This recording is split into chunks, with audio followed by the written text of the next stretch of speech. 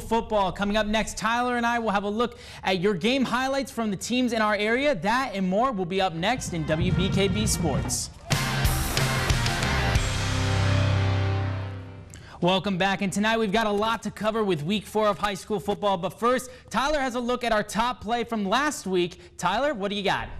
Thanks, Austin. Now, over 600 of you voted for what you thought last week's top play was, and more than 220 of you cast your vote for this.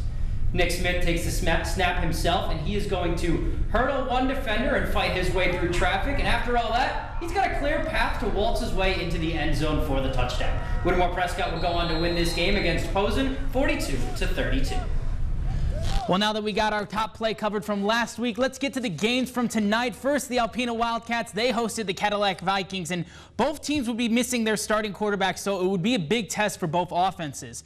The stage was set, the cheerleaders were getting the crowd hype, and we kicked things off in the first quarter, and Cadillac would be the ones to draw first blood. On only the second play of the opening drive, outside toss to Colin Johnston, and he's going to follow his blockers and zoom past the Wildcat defense more after. And just like that, the Vikings grab the early touchdown and the early lead. We'll stick in the first as well. And next man up, backup quarterback Charlie Howell. He filled in for Aiden Gurdon perfectly. The high deep pass to Caden Winsover. Broken coverage. Cadillac would strike yet again with this touchdown. Score is currently 15-0. Continuing in the second, Cadillac would grab a field goal early on, and here's another Cadillac touchdown. Caleb McKinley picks up the short run, and it is 25-0 Vikings. Alpena wouldn't lie down, though. They would continue to fight back. QB Ryan Volz gets this picture-perfect pass to Luke Young, who's going to fight for some more yardage, but the ball comes out. Young would still make the play and dive for the fumble, and it would still be Alpena ball, and that great pass would lead to this Wildcat touchdown. Volz again with the great pass, this time to Brady Nzinwinki. He's going to get taken down in the end zone. The Wildcats get on the board. It is 6:25 at the half. The Wildcats with the ball yet again, and this time a backwards pass to Brady. He'll get nailed by Jakin McGurzer, and the ball comes flying out, and the scramble for the ball, both teams would go for it, and Cadillac would recover it, and they would have the ball. And after that, big hit and fumble. Cadillac would rack up one more touchdown, an outside toss to Colin Johnston, who breaks a tackle, makes it to the end zone. That would wrap it up in this one. Cadillac gets the away win at Alpena, 37-6.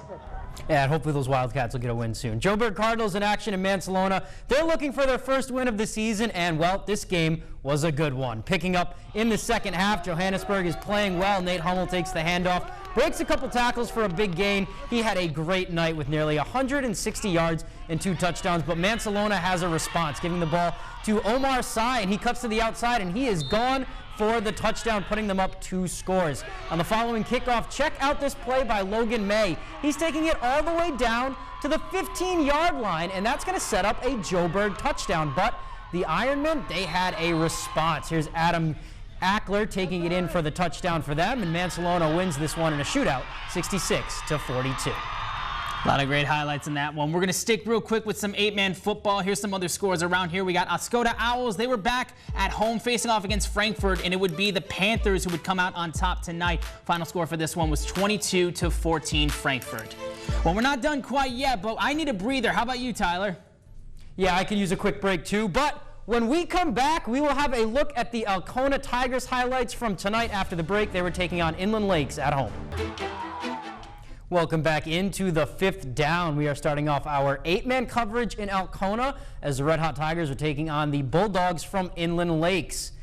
They are in, the Bulldogs are in Alcona. Bulldogs and Tigers both enjoying great seasons so far, but Bulldogs are enjoying this one a little bit more right now. What a run here from the sophomore Peyton Toothorn. And the Bulldogs, they are going to start off their first offensive drive of the game on the next play with a touchdown off the sweep from Toothorn. So 2 great runs in a row on the first drive, and Inland Lakes is up 6-0. Next drive for the Bulldogs, Mason Blumke is going to hit Austin Brady over the middle as he's rolling out for a long touchdown, and the Dogs are up early. It's 16-0 in the first quarter after this one. But here comes the Alcona's offense. We knew they wouldn't be too quiet for long, and there's a great quarterback run from Garrett Summers here. He's going to slip the tackle, sweep the other way, and end up picking some positive yardage. I think he probably ran 50 yards horizontally on that one, so you straighten that out and he's in the end zone, but football doesn't work like that. But the Tigers would answer with 2 second-quarter touchdowns. First one is by Michael Basner here off the outside run.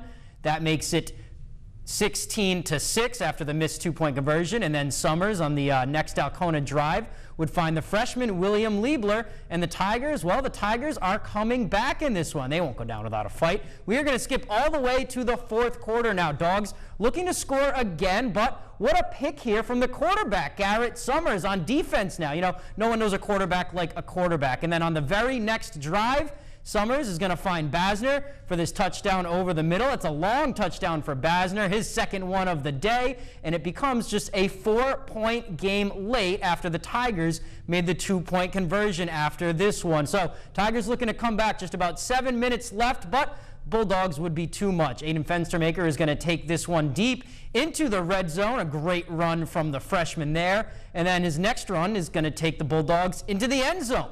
And the final score in this one, Bulldogs 42, Tigers 26. All right, well, we've got a few more game results to get to from tonight, so let's check those out. First up, Augrey Sims will get a big win, 48-24 over the Hillman Tigers, and Atlanta would fall to the Hale Eagles by a big margin, 50-8. And in a high-scoring matchup, Mayo would get a win over Posen, 46-36.